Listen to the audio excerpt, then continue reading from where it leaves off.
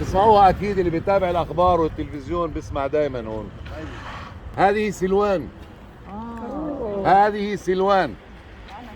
هذه سلوان جزء من مدينة القدس الشرقية خارج الأسوار، اللي ذكرت عندنا الشلوح. تحت في عين مي اللي سيد المسيح أشفى فيها الأعمى، شفاء الأعمى. نعم هذه سلوان. هذه سلوان الشلوح.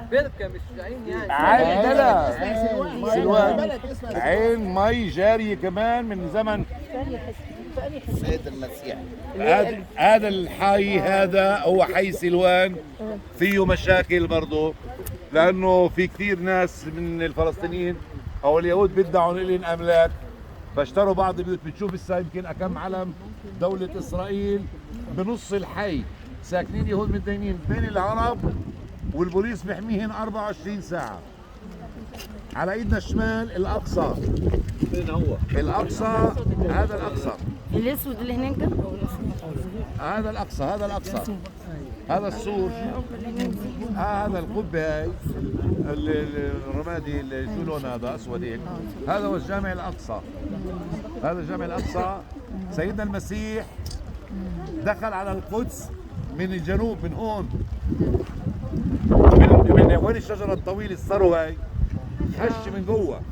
من هنا فات السيد المسيح وفات وضرب التجار وضرب بيت الصلاة. هذا شو عم يدعى وانتم جعلتموه. لا الجامع ما كانش موجود. كان السور، انا بحكي عن السور كان موجود. السور الجدار.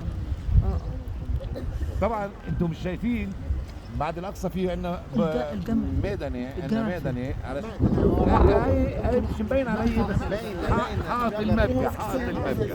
حاط المبكى. وده اتبنى امتى ده يا استاذ؟ مين؟